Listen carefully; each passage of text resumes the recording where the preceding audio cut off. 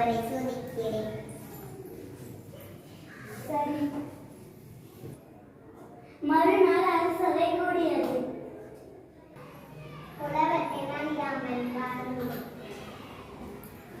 வணக்கம் ராஜா. வணக்கம்.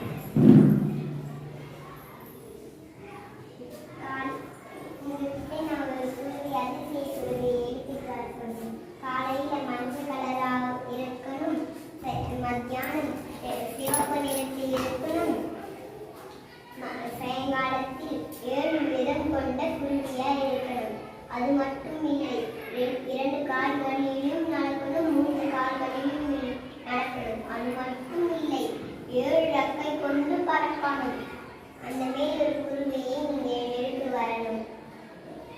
விஜயவர்த்தனர் சொன்னவரை நீ ஒரு அந்த குருவியை எடுத்துட்டு வா. இது என் உத்தரவு. சரி ராஜா. மறுநாள் அவசரை கூடியது. தெனாலிராமன் தாமதமாக வருகிறார்.